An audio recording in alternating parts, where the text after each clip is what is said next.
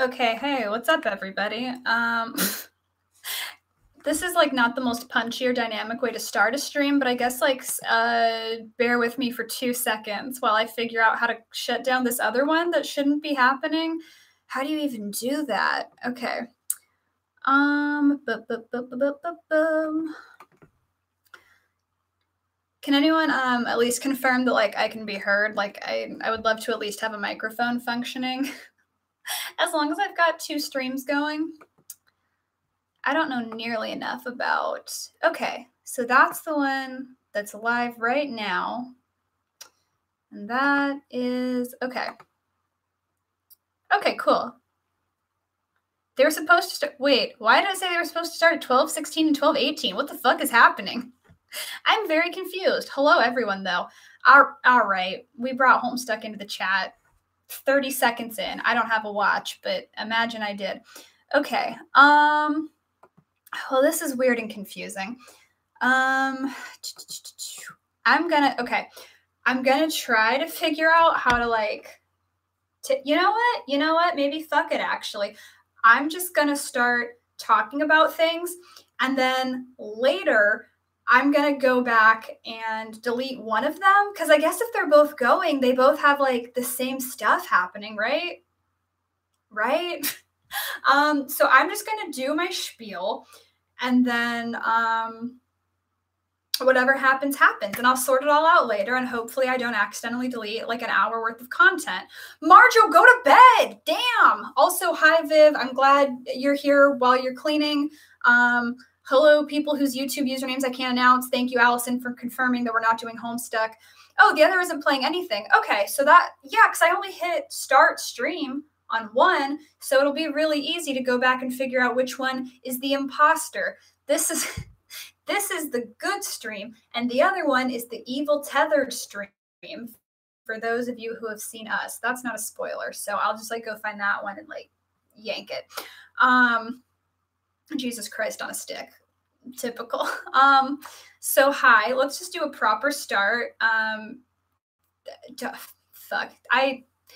That's a better, don't cross the streams is a better reference. I went for one that only tangentially made sense. That was just immediately available wordplay. All right, all the streams are canceled. They're not. Please don't leave. I need you and your sweet, sweet validation so much. I'd like to do a little bit of housekeeping first, because there wasn't a stream last week because I was busy running a conference, doing 2 workshops in Detroit. Maybe stream will be our always. Fuck off.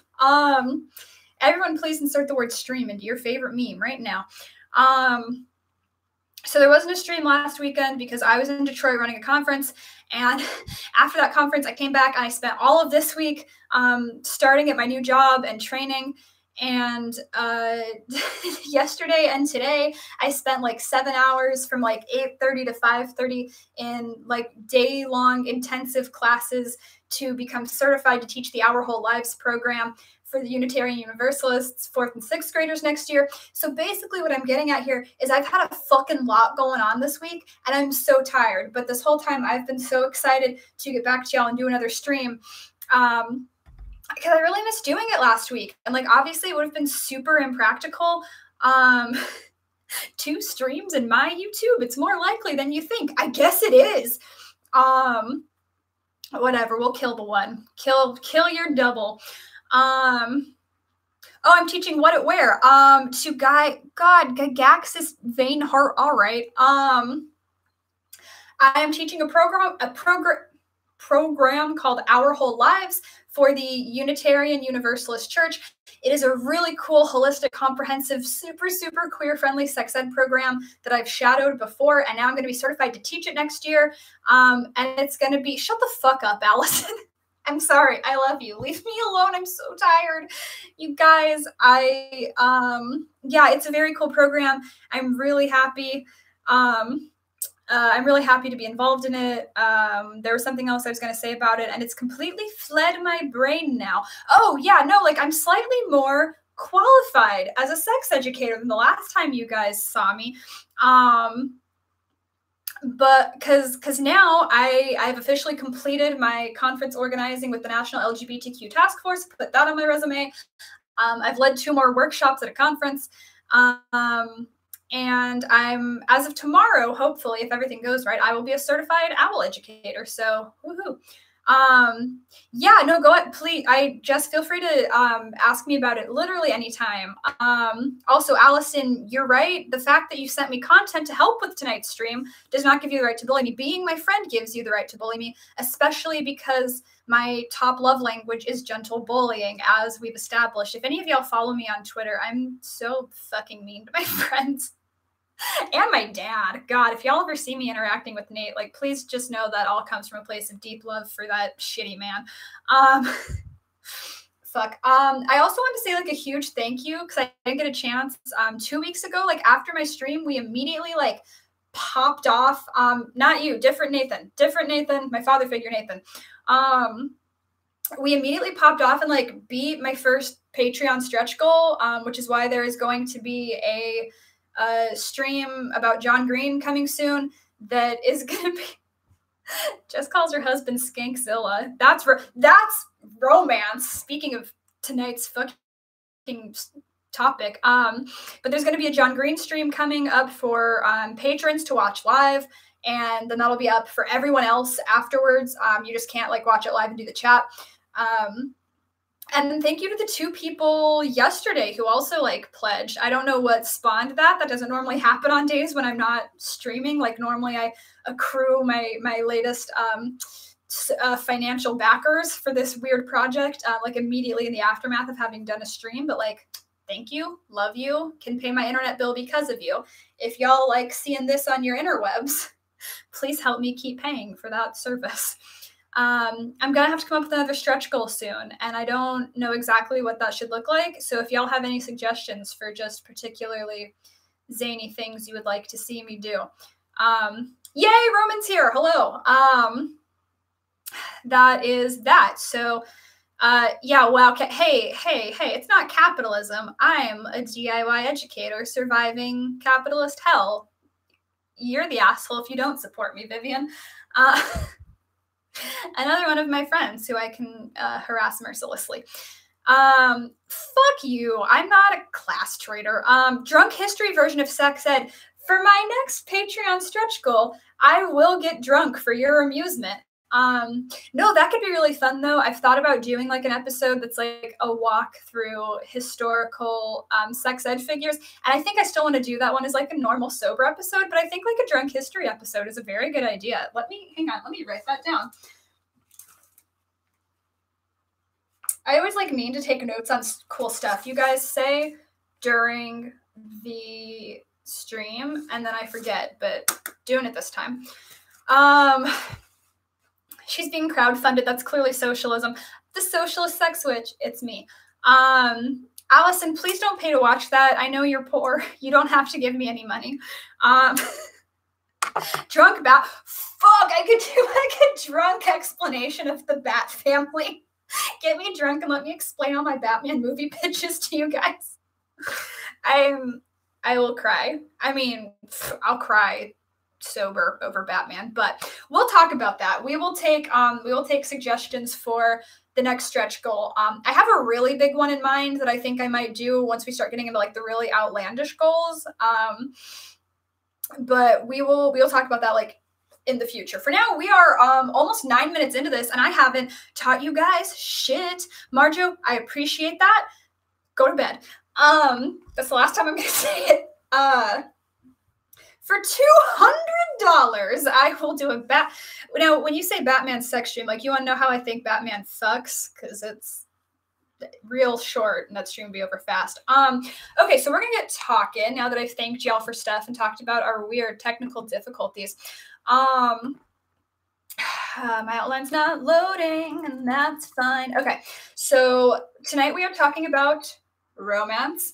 I've been really excited to do this episode for a while because I really like talking about the concepts related to sexuality as much, if not more, than I like talking about, like, the nitty-gritty physical details of, like, periods and bodily fluids. And I get a lot more of, like, the second type of question. Oh, wait, I just came back and noticed the stuff in the chat. He gets pegged by Selena. Yes. An hour of talking about why Jason Todd is a bottom. Yeah. Fuck. Yeah, no, you're all correct. See, I don't need to do a drunk Batman sex stream. Wait. Allison, I don't know what that word means, and I don't want to know. I kind of want to know. Anyway, so I get like more of like the nitty-gritty physical detail kind of questions. Just in my day-to-day like sex ed question answering on my blog, and I get that because like more people are likely to need to know like what their genitals are doing and why on a daily basis than like why do we put so much cultural capital in the concept of romance. But I am a sociologist by trade, according to my degree. And now that I have some room to tackle like big, expansive topics by talking to y'all live for an hour, I want to make the most of that, which naturally meant that this has been the most difficult episode to outline so far, because there's a lot to say, and I really want to get it right.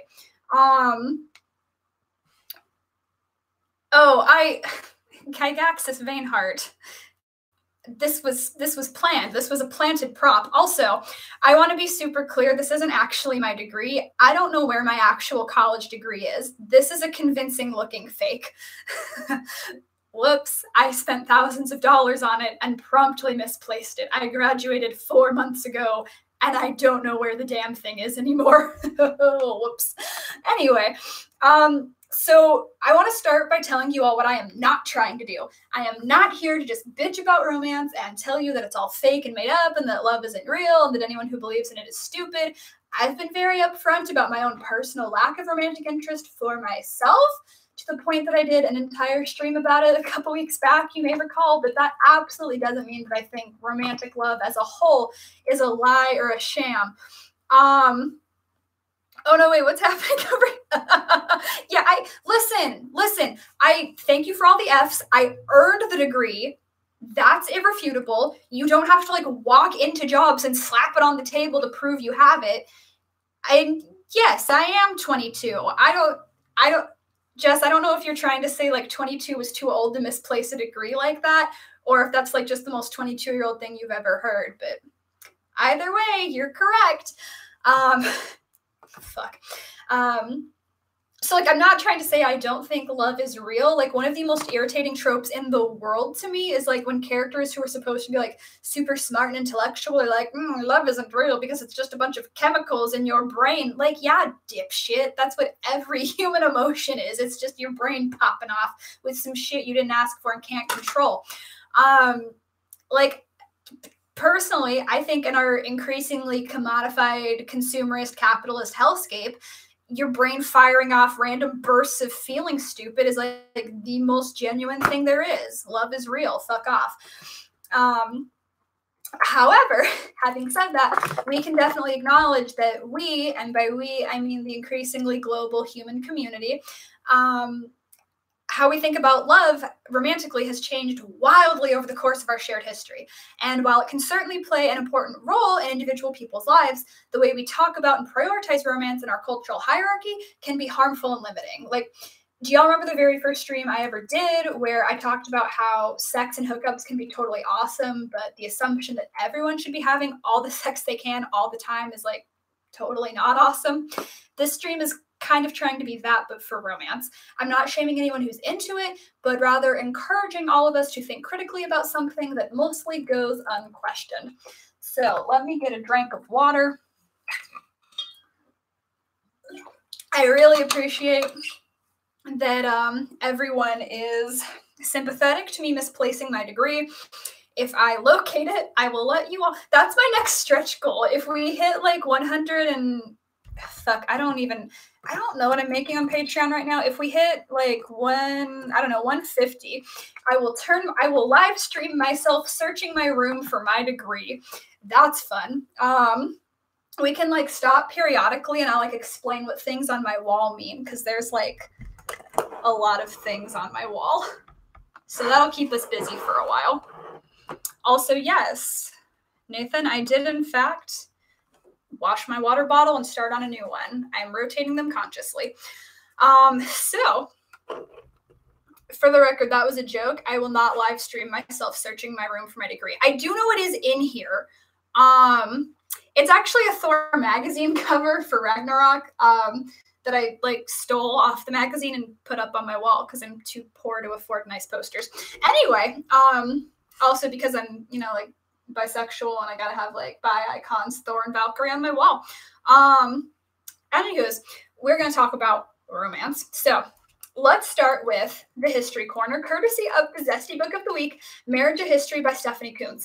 If you are at all interested in the cultural, economic, and social factors that kind of led to marriage as it presently exists, I cannot recommend this book enough. I also recommend it a lot if you want to listen to a lot of straight men make some really uncomfortable comments about marriage to you, thinking that they're very funny. The first time that I read Marriage: A History, I was working as a cashier, and I had you know, like if you had like some downtime between customers, you could like read up the register. So I had this book up there with me, and it's like a big boy. Oh yeah, okay, I will slow down my rate of speech for you. Sorry.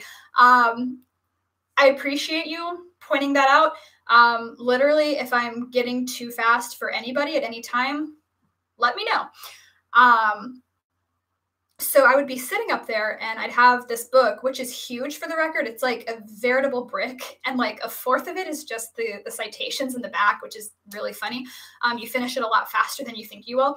But I'd have this book up there, and these, you know, men folk would come up to like buy their lunch, and they'd kind of spot my book and they'd go, ha ha, The History of Marriage. I bet that's a depressing read. And I'd be like, okay, Todd, I'm sorry you and your wife hate each other and won't ask for a divorce. It's going to be $7.99.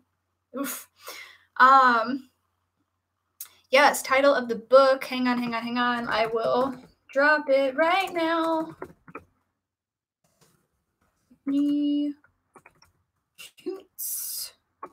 Send. Okay. Oh, Allison. Well, that's the thing. I'm like, I was just drawn to Michigan because I talk so fast. It's not a Michigan thing. My mom and my sister do the same things also. Like we'll all just like be speaking to each other, and then like someone who is not in our immediate family will just be standing there going, what the fuck are y'all saying? It's good. You've heard every dialogue option in the encounter 200 times before. That is dead ass what being a cashier is like. There are like 3 topics of conversation that customers will ever try to bring up, and it's like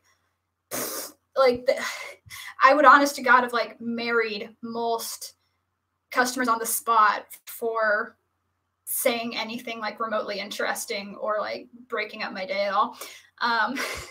My favorite customer I ever had was at a previous cashiering gig to the one where I was reading Marriage. And he walked up and he slapped down like 10 pounds of grapes on my conveyor belt. And he goes, "You look lonely." And I was like, "Thanks. That's what my therapist says." And then we had a hearty chortle. Anyway. Okay, so Coontz, Marriage: A History. You should check it out.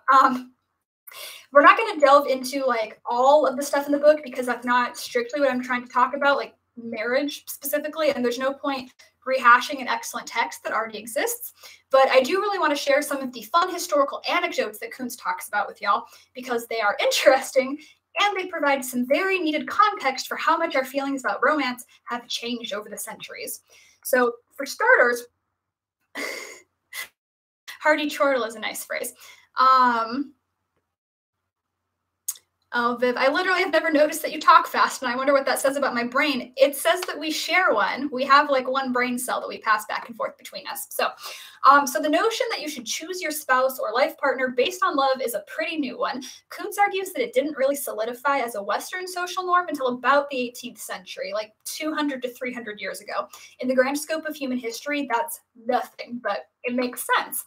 Because being able to pick a life partner based on love is a privilege that comes when you have enough resources and stability to worry about something other than just like finding a wife to help you run the farm and pop out kids, or locking down a husband who will keep his country from going to war with your country.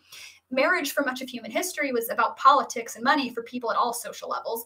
Basing it on something as frivolous as love was considered absolutely batshit bonkers, especially for the poor folks who likely spend their entire lives within a few miles of where they were born and needed a working family to produce enough goods to survive.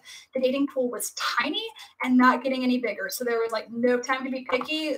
The most eligible guy in town could die of like a common cold any day. That mom says it's my turn with the brain cell now. I don't think we just like ping pong it back and forth, Shane. Viv and I have like 50% of a brain cell at any given time. So of course, this isn't to say that there was no concept of romantic love until like 200 years ago. People have always gotten warm, fuzzy feelings about each other. But marrying for love was generally seen as pretty irresponsible. Some places like India and much of Western Europe kind of compromised, and the ideal situation was like marry somebody who was practical and then try to cultivate romance, or at least like liking each other over time once you had that stable foundation laid down. But definitely not too much romance. In ancient China, liking your spouse too much was seen as a negative disruption to one's relationship with the rest of the family, particularly for men who were supposed to remain obedient to their fathers above all else. If an adult son seemed like he was too affectionate and loyal to his wife, he could actually be ordered to divorce her and send her back to her family. Early Christianity also cautioned pretty heavily against getting too into your spouse because it would distract people from the most important relationship in their life, which was supposed to be with Jesus. Even in Rome, where spouses would like write each other love letters and regularly went out to socialize together and were like allowed to like each other, a man kissing his wife on the mouth in public was considered tacky at best and obscene at worst. Ooh, wait, what do we got? Okay, wait, is marriage plus concubine like it's capitalized? Is that the title of something I should know, or is that just like the whole concept of like people would regularly like have like their legally sanctioned approved marriage, then like there's this whole side thing, and by side thing I mean women who may or may not be enslaved in some capacity. Concubinage is blurry. Okay, concept, thank you, I appreciate the emphasis. We're going to talk a little bit about like the normalization of having like a side hustle relationship. Are we going to get into St. Valentine and his marriage stuff? No. Sorry. We are more, this one is like more strictly like romance as a conceptual item focused than like all of marriage throughout time. Again, please check out Coontz if you're very interested in this marriage thing. Or Allison mentioned this earlier. There's an episode of the show, Adam Ruins Everything, that is about marriage, but also delves a little bit into love, and I am going to touch on that. I know I don't watch anything ever as a matter of principle because I'm a disgusting 1700-year-old bog witch who cannot engage with modern technology. But last night, Allison was like, oh, you should watch this. And I was like, okay. And I did. And I was like, there are several points that I should touch on that I had not considered before or had not like consciously remembered to include. Interestingly, that episode also features none other than Stephanie Coontz as a guest expert who gets up and talks about some of the same stuff that's in her book, including the anecdote about a Roman senator kissing his wife on the mouth and everyone being like, ew, gross.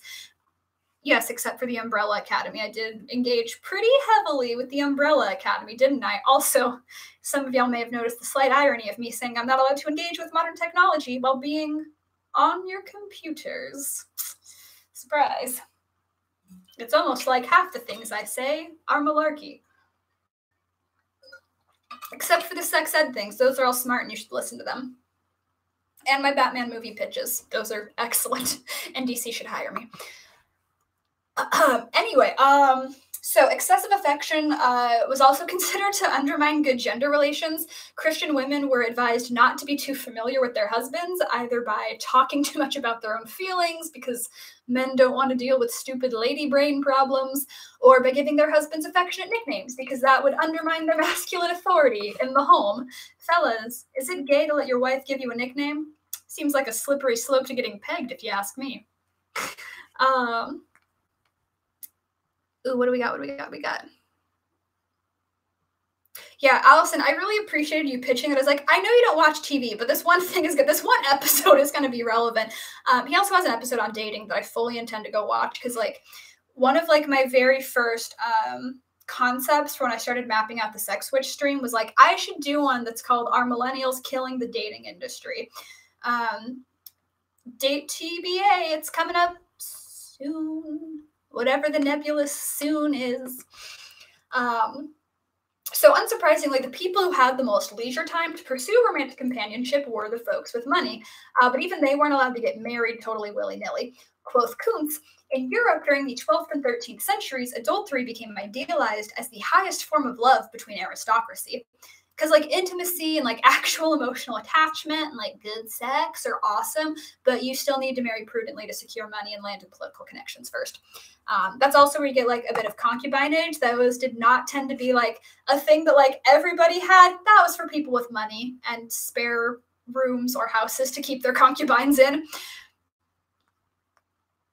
Fellas, if you love a woman, you're loving the result of a man's sperm. So, A. Is it gay for women to love men? Jury's out. Yeah, go off. That sounds like a slippery slope to pegging for the next sticker. You might be onto something, but I had that thought. There were a couple of really choice lines in this outline as I was writing, and I was like, oh, slippery slope to pegging might be something. I'm not, like, I don't write things with the intention of making stickers, but, like, I do need to be conscious of the fact that I need to ship out a sticker every month. Oink. Watching my own mouth just now was fucking disgusting. I look like a Muppet. So what really started to change this idea about love? The same event that directly or indirectly caused most major modern cultural shifts, the Industrial Revolution and the rise of wage labor. It's capitalism, lads. Young people came pouring out of the countryside to work in the big cities, away from their controlling parents and judgmental communities, surrounded by other eligible young people and making a bit of their own cash. Practical marriage was still encouraged, but individualism was increasingly on the rise, and with it, the idea that people had the right to get married based on their own tastes and preferences over anything else. Let that simmer for like 100 years or so. Fast forward to the start of the 20th century when cars start going mainstream. That's the point that a lot of cultural historians identify as the advent of modern dating, when courtship started looking less like polite supervised home visits and more like getting fingered in the parking lot of a speakeasy. You know, romance. All right, what did I miss? We're gonna we're gonna get a calligraphy of a slippery slope to pegging. Mary, I live for the calligraphy you do after these episodes. Poppin'. Okay, so without getting into all of the political, social, religious, economic, philosophical, and literary influences that happened along the way, that pretty much brings us up to speed on modern romance. In just about 300 years, give or take, we've gone from understanding romance as kind of an unrealistic pipe dream that may be actively detrimental to marriage and society, to considering it a vital cornerstone of any marriage and holding it up as the most important and aspirational kind of relationship that a human being can have. I'm taking a quick water break. Pegging in the Denny's parking lot? No! Oh God, what's happening? Okay, wait. Just this series of 3 comments. Pegging in the Denny's parking lot, fingered in a speakeasy sticker, so you can date when you can get pegged not in your childhood bedroom. Valid. That one, there's some water to that one. I still hate that I read it though. So that first part about wanting romantic love in a relationship isn't bad. We can discuss the ways in which our vastly expanded pool of potential sexual and romantic partners has complicated courtship, but you're not going to catch me arguing that like picking our own partners is a bad thing. Although I do want to touch on the fact that arranged marriages are not inherently bad at all, and acting like they are can stray very quickly into some very xenophobic territory. Do arranged marriages sometimes facilitate exploitation and abuse? Sure. So do marriages that aren't arranged. Just to make sure y'all have a balanced look at that, I'm going to link you to an article like in the description of this stream, to an article that was published earlier this year about 5 couples in Toronto who all took part in arranged marriages. They all seem like totally normal, content, well-adjusted people. And I think that's really important to see, because whether we intend to or not, it can be really easy to forget that people who do relationships differently than us can be just as happy. And it's not really surprising that we forget that, because of that second point I mentioned, where romantic relationships are given precedence over all other types of relationships, except for like maybe parent-child, but we're going to talk about that, put a pin in it. On branches, because I only have like 90 minutes to talk about this. I'd say like close to an hour. We're actually like half an hour in. We're doing fine. Who the fuck said pegged in a race car bed? No. God, I love and hate this chat in equal measure. You're all terrible people who I love with my whole ass. So the 3 broad branches. 1, the existential terror of being alone. Maybe put that alone in air quotes. 2, the idealization of romance creating an impossible and unsustainable amount of pressure on. And 3, the idealization of relationships from a larger sense of shared family and community. That's a lot. Let's get cracking. So 1, the existential terror of being alone. I'm going to try to spend the least amount of time dwelling on this because I think it is the aspect that the most of us are already aware of and can agree is kind of icky. I'm ignoring all of your pegging comments over here. We're not doing this. I don't care where you get pegged. Just be safe and don't tell me about it. This is the one that I think we can all agree is like kind of icky right off the bat. Oh wait, hang on, Marge, what did you say? Mackenzie, please stop hoarding all the brain cells and give some to people in the chat so I no longer have to read pegged in a race car bed with my own 2 eyes. Y'all, it's like 3 o'clock in the morning where Marjo is. Stop making her read this. She stayed up for this. The privilege of watching y'all talk about getting pegged in a race car bed. What the fuck? But where am I in my outline? Okay, so even though marriage is for most people no longer a matter of like literally life and death, the threat of being single and never finding anyone you'd like to make a long-term romantic commitment to is still treated as a kind of tragedy. And to be sure, it's sad when someone who can't, no, it's sad when someone who desires that kind of companionship can't find it, but we go so far as to act like people's single status is a personal shortcoming. And especially for women, there's an unfortunate tendency to act like marriage is one of the most important achievements they'll ever have.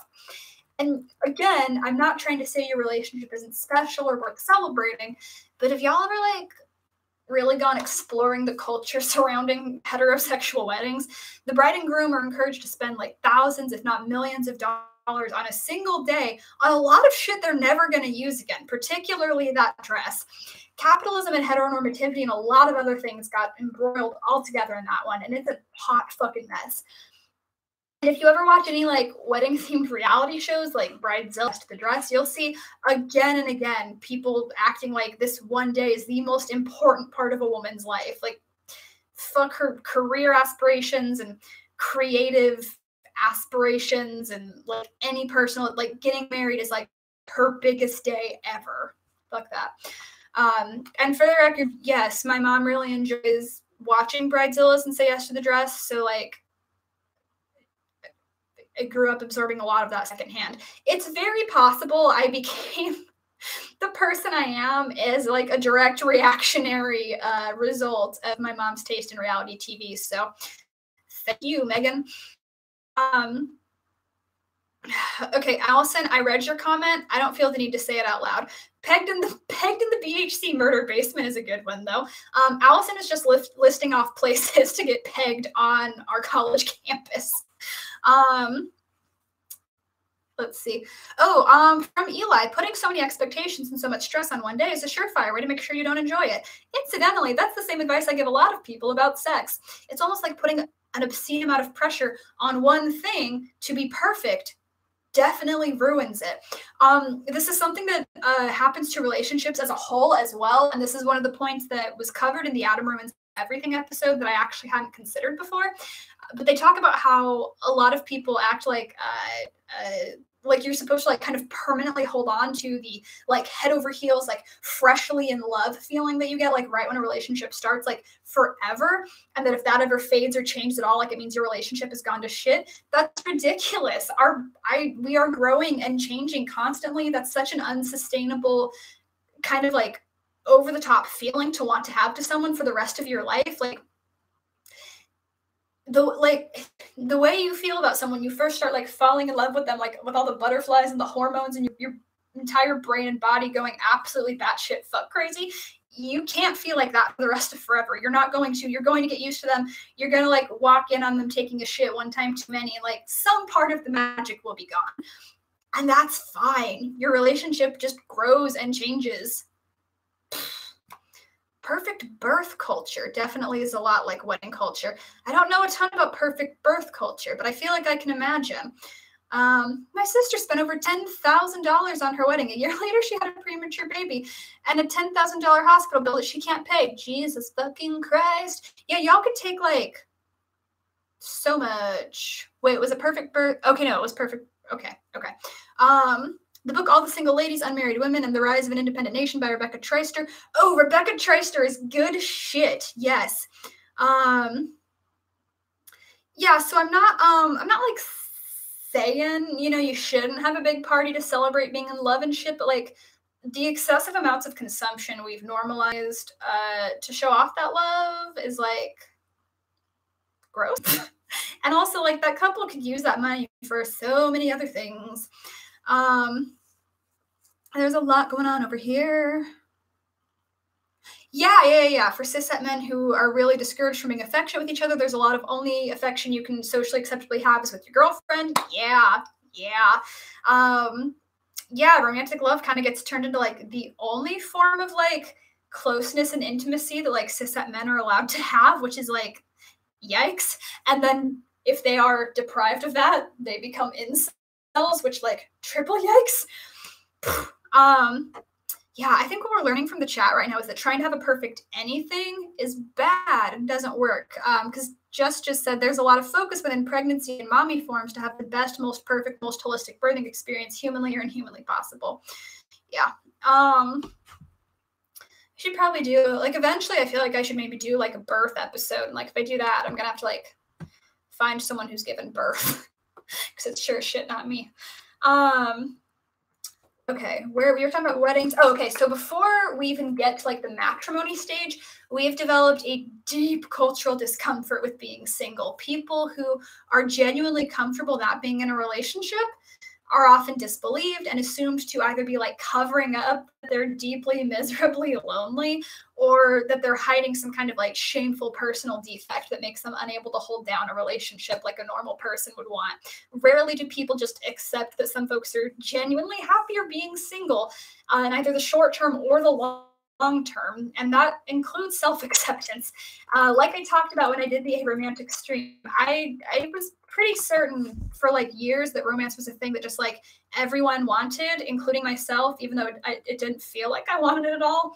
And it just made like it seemed so much more logical to assume there was something like wrong with me than like me just not being into it. It's bonkers. There's also like the opposite direction where some people are like so determined to be in a romantic relationship at all times that they like don't know how to go without it. I think we've all known people who claim they like don't know how to be single and will settle for like any relationship rather than spending a significant stretch of time alone.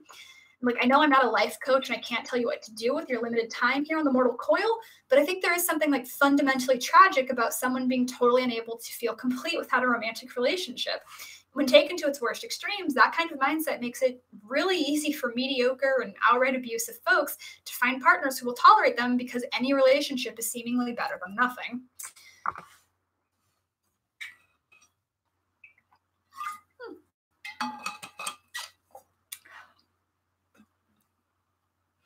I feel like, oh, that was my water. I feel like neurodivergent people put a lot of pressure on the one true love. Oh, because it is assumed they'll be the only ones who will be able to accept you. Oh, we're going to talk about that. All right. Who needs a girlfriend when you have pasta? Fucking not me. Pasta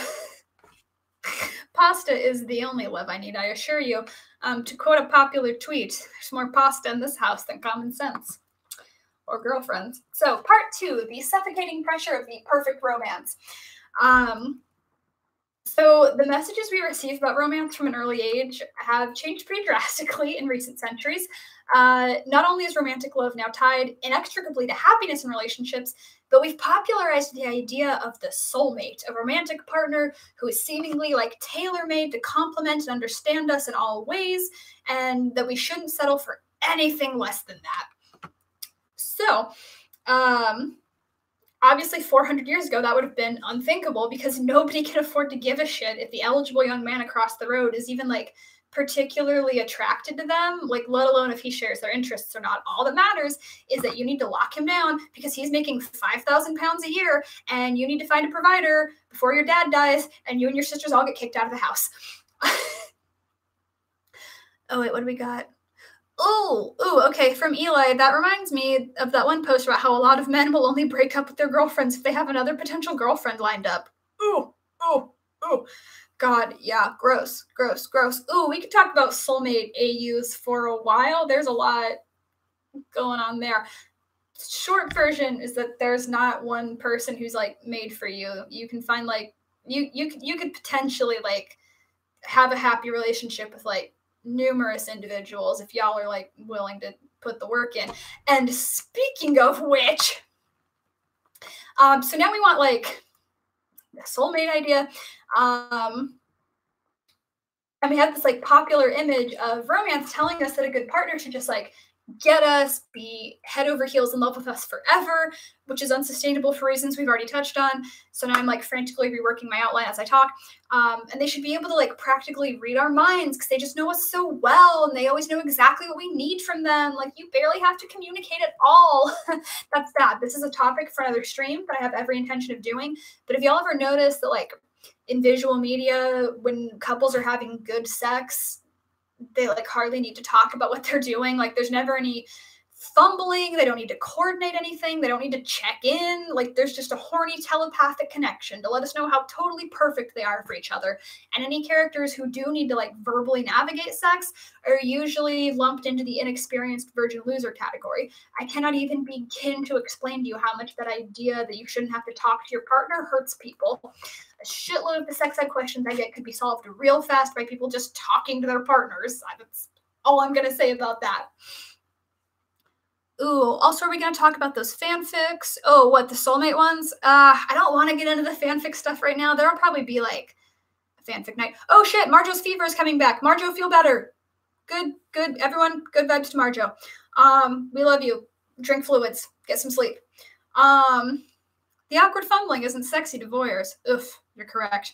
The only time I've ever saw a TV show with a couple who actually communicated, it was framed like, wow, he's so awkward, he has to ask her. Yeah, dude, you should be doing that every time. That's not, ooh, it's bad. Okay, there's another stream for the future that is going to be called something like The Media Lied to You, Sex Doesn't Look Like That. And I'm just going to like dig into all of this shit about like how TV and movie sex is like it's not even porn. Like it is like porn is obviously like the most extreme end, but like TV and movies have like primed us so much to accept that like sex is just like smooth and you don't talk if you know what you're doing. You just like go for it and like, nah, where's the there's no foreplay. Like it's dumb and gross and I'm mad about it.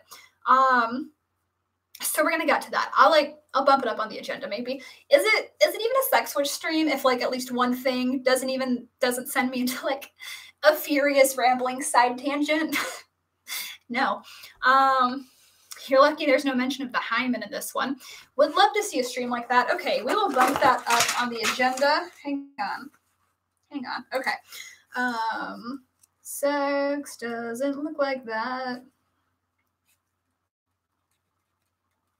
Boom. Noted. All right. Mackenzie live stream bingo. No, Allison, don't. Allison, maybe do. That'd be like real fun. Plus, like there would actually be like more people to play than like in outspoken meetings. If you want to make a bingo, I'm not complaining. Possible drinking game, but some of you are minors, including Allison. Allison, don't get sloshed watching these. Anyway, there's also we've really like gotten this idea that your partner is not supposed to just be like a life and business partner, like running the farm, but they're supposed to be your best friend in the whole world, which isn't a bad sentiment. Like you should, be friends with the person you're married to ideally, but it can be bad when taken to its logical extreme. And like, it's almost always taken to its logical extreme. We are not a people of moderation. How many romances have you seen or read or listened to, I don't know, podcasts where character A is just like sad and lonely and like just missing something vital in their life until they meet character B, and then everything changes because they start having fun and going out and like making out in the rain and like not getting pneumonia and like now they know how to live. It's that idea that people need romantic relationships to have fun, whole, fulfilling lives that like really skeeves me out because like you don't. There are definitely aspects of romantic relationships that you're not going to get from your platonic friends, but like if your life is that empty and dull and boring and unfulfilling, you don't just need a partner. You need better friends and a hobby and probably a therapist. We'll talk more about this later, but like a partner cannot be the only thing you're living for, bringing joy in your life. Oh, wait, what do we got over here? Oh, shit. Oh, shit. Oh, God. Okay, the chat has popped off so hard. So hard. Allison, you've bought wine for me. Don't act like a stern mother now. Listen. Sometimes you buy wine for freshmen because it's finals week and you feel bad for them. I also needed that wine. That wine got me accepted to present at my first conference. So, yeehaw. Under 21 is bingo. Over 21 is a drinking game. Good luck stopping them, Roman. Yes. The Taco Kravitz romance speed run. Listen, Taco and Kravitz are valid. Taco and Kravitz are the only valid relationship in the world. Yes, this is also in pop music. This is every level of popular culture. Pop music is an important one to point out. Thank you. Meepit? Weren't Meepits a Neopets thing? I feel like they were.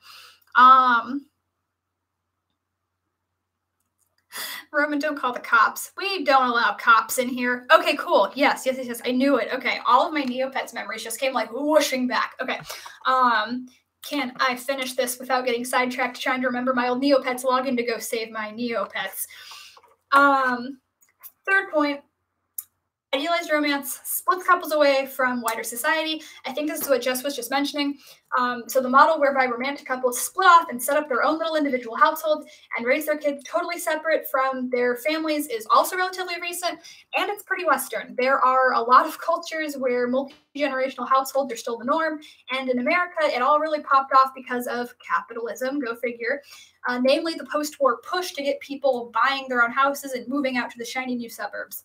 There's a lot to unpack there, and I guess I am technically qualified to do it from a sociological perspective, but I really just want to focus on the intimate interpersonal stuff. So, remember when I said that parent-child relationships are like maybe the only one that can rival romantic relationships for importance? Well, good news. With the handy-dandy nuclear family model, you don't have to pick. It's just you and your best friend's spouse and your 2.5 youths against the world until the youth grow up and they leave you, and then it's just you and your spouse counting down the days until one of you dies and you get chucked in a retirement home.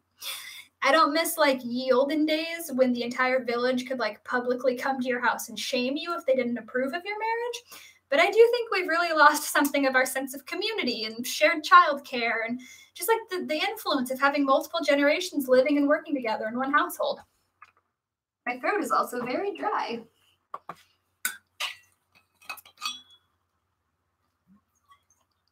Ah, shit, we're still talking about meepits. You're valid as hell, meepit person. Listen, I made a blog called Batman is a Gateway Drug when I was 15 years old, and that's who I am now, legally.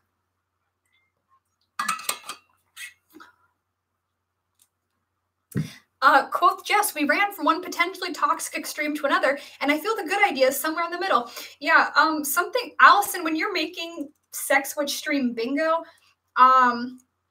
I think one of the squares should be starting in the history corner and then coming to where we are now. And something is, we had like a bad thing in the past, and now we have something that's differently bad. Woo. Oh, thanks, Allison. Great. Can they finish it before the stream is over? Let's find out. Speed run. Let's go. We're not going to do that. I can't talk faster. It's bad. So it's not just family. I can't vouch for any of the methods used in this study, but there's a pretty widely cited report that came out of Oxford back in 2010 that claimed that the average person loses 2 friendships when beginning a new romantic relationship. Maybe this is just my profoundly aromantic found family love and self jumping out, but that is terrifying to me. Obviously, we only have so much time in the day and we have to like allot it all as needed, but like, surely you don't have to give up friendships just because you have a romantic partner. Like, you can move your time around. You can like communicate with those friends. Like, maybe you'll spend less time together in person, but like, you can keep in touch. You can maintain that. Not to mention, like, it's just super fucked up that like the friendships are the things that get dropped when like you probably had those first, and like it just seems to carry all these implications of like friendships are just a thing you do until you can find something more important. And like, I can't even imagine how heartbreaking it is to be the person getting dropped. Like, oof, it's bad. It's bad. It's bleak. 2 friendships I'm screaming out loud with my mouth. Thank you, Gygaxis Vainhart. So was I. Oh, there's a lot of people. I actually lost friends when I got into a relationship because my friends didn't like my partner. Yikes. In high school, when some of my friends got in relationships, I pretty much didn't see them until the relationship ended. Oofed. That's unfortunate. And like, obviously, like, there are different reasons this happens. But I think like the main implication was like, there are like outstanding cases where it's like, oh, your friends or your partner hate each other or vice versa. But generally the reasoning looked at was like, you know, just like poor time allotment. Also from Emily, sorry, Mackenzie, you can't get rid of me just because I'm smooching on the reg. I'm wondering how close we actually are though, because you did just misspell my name, my peep. So I'm trying to get back to my outline, and y'all just keep throwing this at me. If this group chat ever gets larger than like 30 people, and I do want that profoundly, but also if this group chat continues to grow, I don't know how I'm gonna read anything. I need to like take my outline and like just tape it to the wall in front of me so I don't have to like switch tabs. Oh, one of my friends recently got a boyfriend and hasn't talked to me in 3 months. That's not your friend anymore. Fuck. What we are going for here is that the truth of the matter is that no matter how great your partner is, you should not isolate from your friends and family because your partner cannot be everything and you shouldn't expect them to be. We are all complex social creatures who need numerous bonds in our life, and no one person can be everything we need. We shouldn't ask them to. We should grow and strengthen our other social connections so that friends and family members that we like, you don't have to get along with your whole family, can hold equally important, vibrant, supportive roles in our lives. This is where I think that everyone, no matter what their relationship style is, could stand to learn a few things from the culture of polyamory. For folks who practice polyamory, it's like a fundamental ground rule that multiple relationships can all hold equal but different importance. Many polyam folks talk about finding partners who fulfill specific needs. Maybe they have one partner who they're domestic with, making a home together and raising kids, and another partner with whom the relationship is primarily sexual because they have some kinks in common. And maybe there's a third partner who they've just started dating because they kind of enjoy the thrill of a new relationship.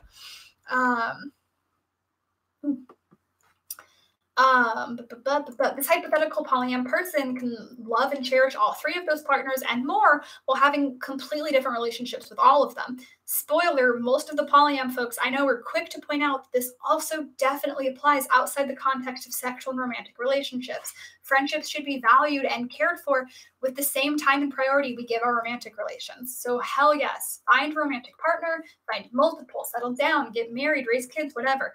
But remember that you're a complete person, whether you're single or not, and that your partner is too.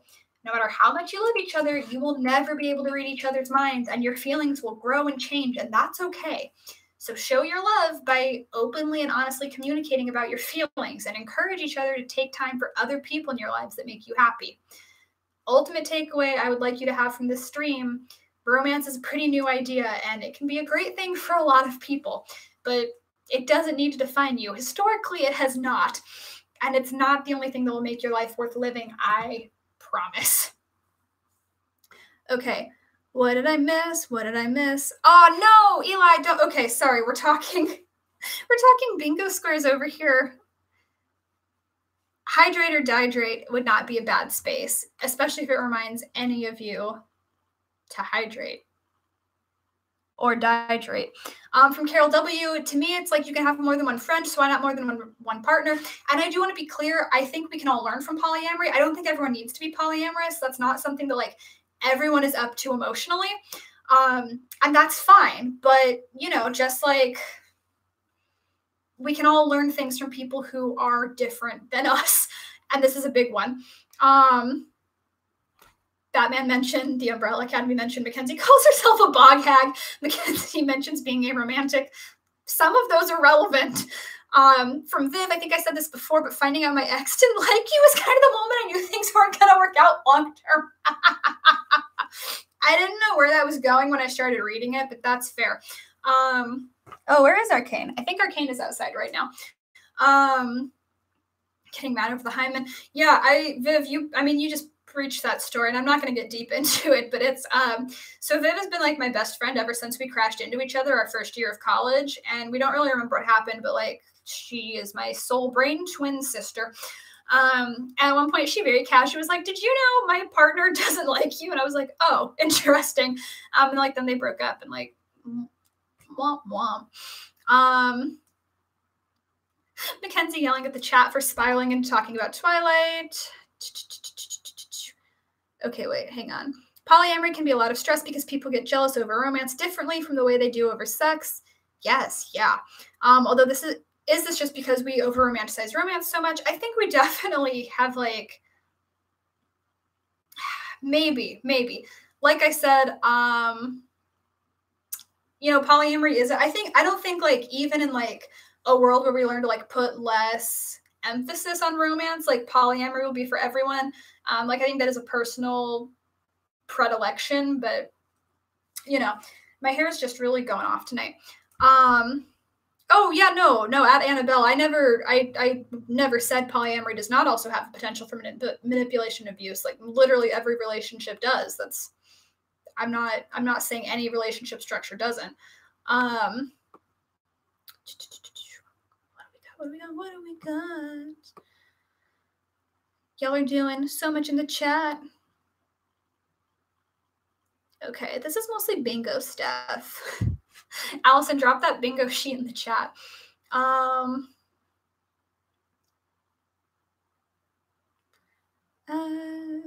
As someone in a relationship, why have they not heard of like blending relationships, both romantic and platonic?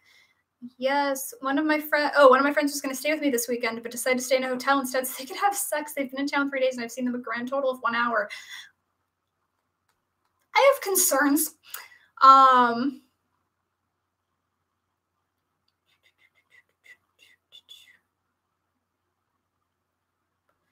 Okay, cool. I caught up. Made it. Yeah, but like I don't want a moderator for the chat. I want to keep up with my own chat. I'm scrappy and DIY. Question, would you do a stream on interracial relationships, or is that too far out of your experience? So I'm not really qualified to talk about like any relationships. I would be happy to bring in someone to talk about it, because like that is like way outside what I'm qualified to speak on. But yeah, I'd be totally down to do it if I have like an appropriate guest. Making a note.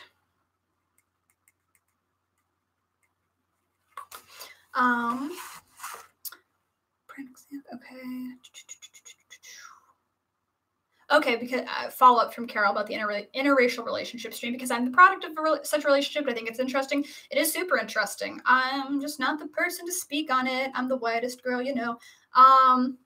Oh, cool. Okay, Jess is hitting me up. Jess is hitting me about like 18 things tonight. I also need to explain OWL. Thank you, Jess. You are a constant source of support and a beacon of light in my life. Yeah, like your partner can help you and be there for you, but they can't make you happy. Capitals. Yeah, that's tying back to when we were talking about the neurodivergency thing earlier. There's like a bad assumption sometimes that like romance is supposed to like fix your problems if you just have like the right partner to support you. That's not correct. Like, don't get me wrong, like having a good person in your life to support you can be awesome, but they're not going to make you not depressed. Therapy is something most people can benefit from. Strong agree. Let's see. Ooh, I don't know how we got talking about unicorn hunters, but they're a problem in general. I recently downloaded Tinder again for like 24 hours, and the number of couples who are just out there on the prowl for women. And I noticed like a fun thing where like, it would just be pictures of the woman always. This is my swiping motion. But then like you look at the names and it's like, oh, this is Mirandley and Brandon. We're a couple looking for a girl to have some fun. I'm like, you didn't even show me a picture of the dude because you know he looks like a toe. That's how they lure you in. Like, they're self-aware. They're totally self-aware. Anyway, there'll be a Tinder stream eventually, I promise. It might not actually be that smart. It's just gonna be me bitching about Tinder. Oofta. Okay, we are sitting just now at the 59-minute mark, which is nice. This is... God, did I miss something? I see some, like, vehement oh-no's. Oh, is it just a no-no about me getting on Tinder again? Because y'all know me getting on Tinder never means anything good. In fairness to me, I was drunk. So, like, what are you gonna do? Mackenzie making fun of social media. I have no right... No, scratch that. I have the most right of anyone to make fun of social media. You all see what I deal with on Tumblr. That's what I do for your sins. Jeebus Louisbus. Okay. If we have any, like... oh, yeah, no, sharing social media accounts. Weird. If we have any, like, feedback, wrap-up cues on this, start letting me know, because I'm going to start trying to do the wind down, because I'm tired. But I want to go ahead and hit y'all with, like, what's coming up. So... I just forgot my own calendar. Next week, I know we are talking about a topic that has recently become very fucking important to me, which is vaginal mystery pain, what is up with periods, and like just in general, like the vagina not being a mystery dungeon. Somebody throw Mary a color request for the calligraphy for tonight's stream, please. So next week is going to be basically like talking about why the vagina is not a mystery torture dungeon and why we shouldn't just blindly accept all vaginal pain as normal. Because, y'all, I have received some asks that really just tolerated some shit. So join me next week to scream into the void about that one. It's good. I like the outline for it. It's pretty solid. I'm jazzed. We're going to get into the history of weird things people have believed about vaginas and trace its legacy to why people still don't fucking take vaginal pain seriously. Oh, Allison, did you put history corner on the bingo sheet? That's important. Anyway, and then the week after that, buckle your seatbelts, kids. That week is going to be the Ask Me Anything. And I do mean anything. Like, fuck it up. I mean, like, obviously, I reserve the right to, like, not answer any questions that I don't want to. But it's an AMA. I will chat about shit. You want to hear about Batman? Let's talk about Batman. You want to hear about the Umbrella Academy? Let's go. Be gentle. For the bingo, book plugs and Patreon plugs, yeah. Bad history. Okay, yeah. All right, cool. We got history in the bingo sheet. So that's what's coming up. I think the first stream of May is like maybe going to be talking about like figuring out sexual orientation and what is up there. But that's debatable. I'm actually trying to get Allison to guest on that one, so there might be some reshuffling. I might be bumping up things like sex doesn't look like that and are millennials killing the dating industry? And whatever else you want in there, we'll figure it out. We're getting there. For people who are like on my Patreon, there's some good shit coming up this month, including a baking live stream in which I'm going to try to make the nastiest, most sugar-coated Easter baked goods I could find a recipe for, as well as doing an erotica reading that's seasonal for the holiday. It is going to be on Good Easter Sunday. So if that makes you afraid, so was I.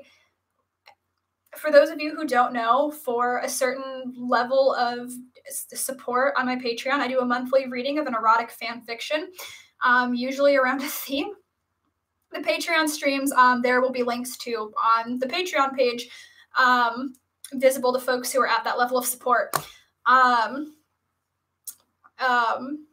It's a doozy. I'm not going to tell you what fandom it represents, but it's bad. It is related to Easter, and I did openly weep 3 times trying to read it. I had to keep, like, closing out of the tab and coming back, and it's not, like, the sex itself isn't even that, like, freaky kinky. It's just, like, the mental image that it creates is distressing.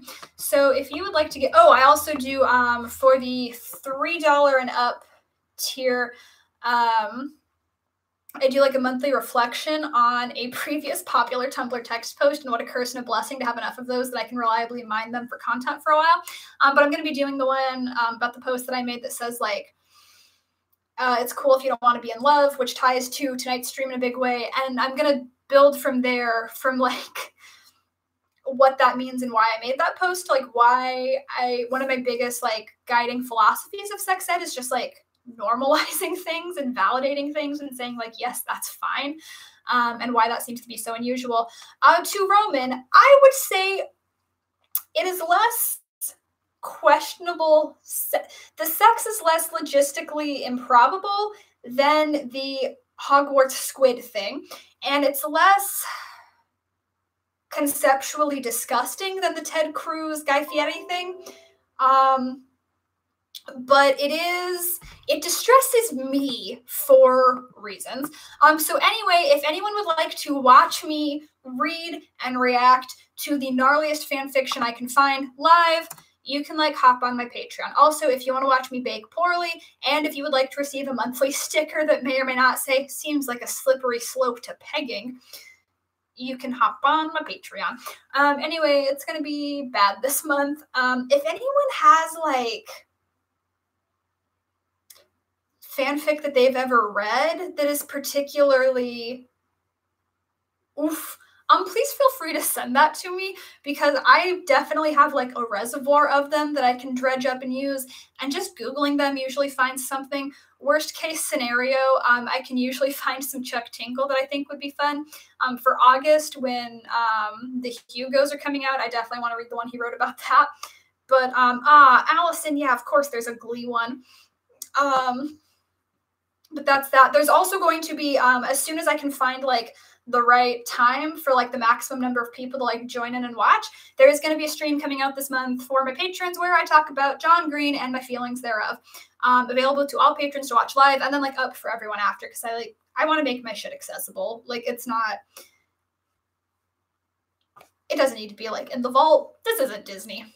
Anyway, that is what I've got for you. My water bottle is empty now,